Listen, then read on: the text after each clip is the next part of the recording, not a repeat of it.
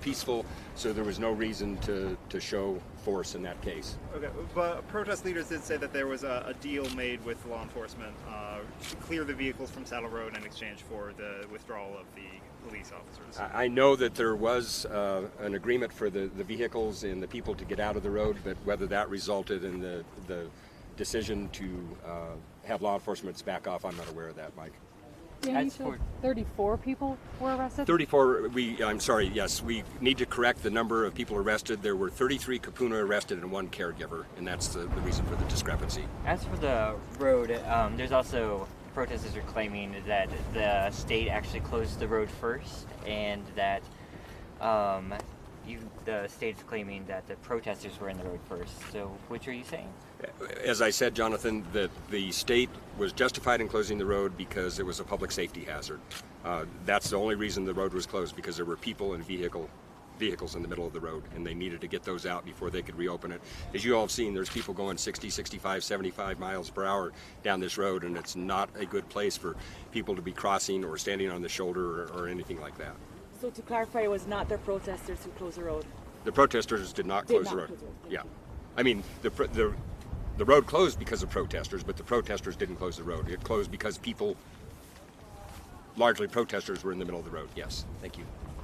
Initially, Mauna Kea Access Road was going to be open to foot traffic for people that wanted to reach the summit, and now you're saying it is closed to foot traffic as well?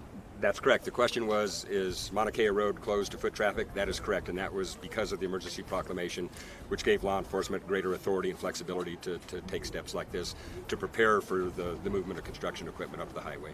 If yesterday was too many people, now there are reports of up to 800 people here today. What will you guys have to do to prepare for your next move? You know, again, I think that's a law enforcement operational security question, and that's really up to them, and they're not going to reveal their next steps or tactics.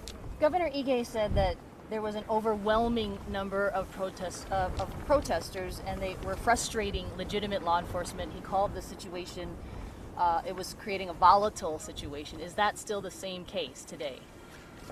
I think any time that you have a large number, whether it be 800 or 1,000 or 500, and they're peaceful, obviously, law enforcement is not going to get into a situation where they're using force.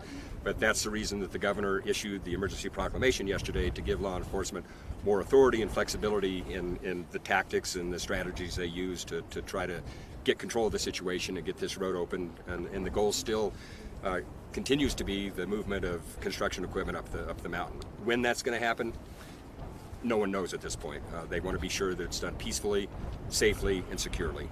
The governor said that more resources would be a part of this emergency proclamation. Does that include the National Guard? The proclamation clearly states that a limited number of National Guards people will come in. Their role, as I understand it, will be to support law enforcement as unarmed National Guards people, and perhaps to join the convoy, to protect the convoy as it moves up the mountain. Was the LRAD on site yesterday? And I mean, to many that are here, it seems alarming. The officers had batons and what looked like pepper spray. Can you talk to me about those things?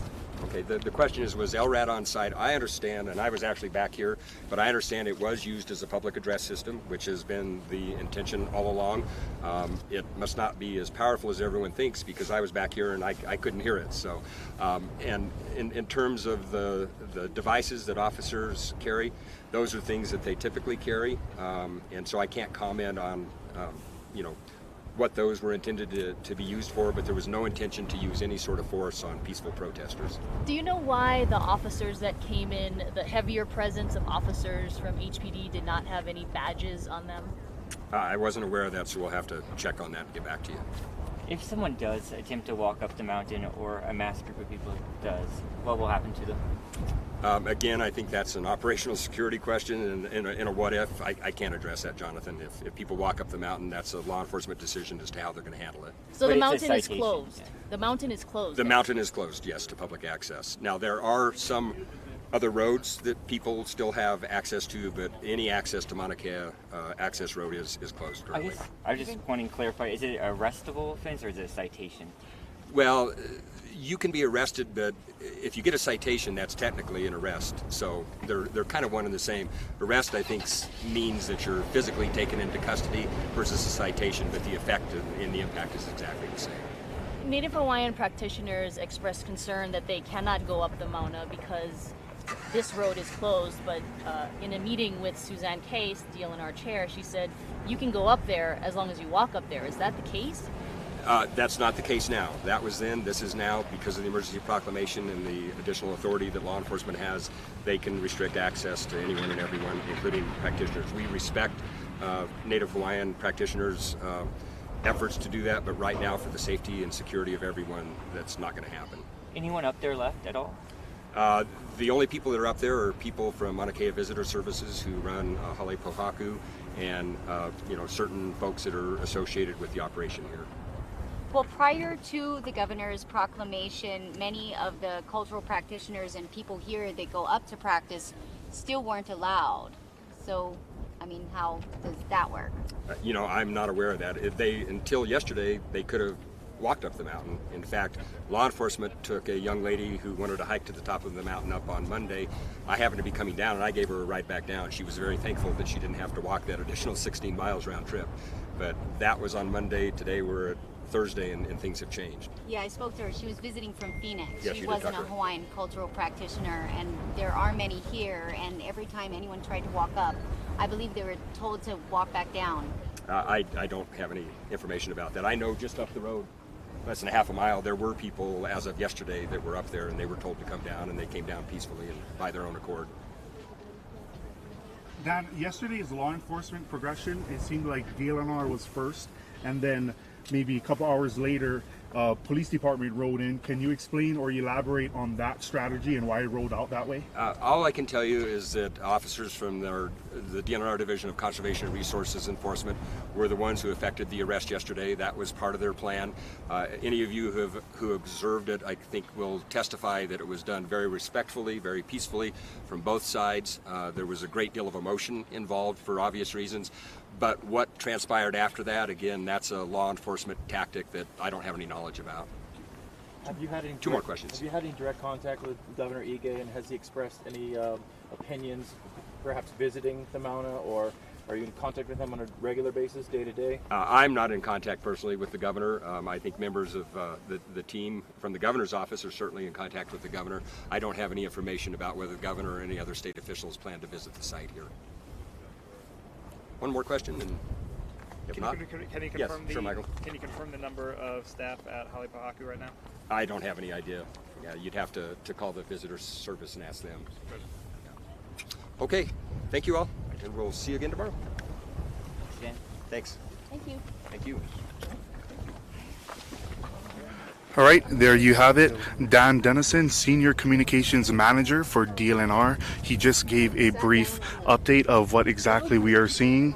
And, a couple things to note from Dan Dennison was regarding yesterday. The reason why there were no more or larger arrests was because the crowd was simply too large.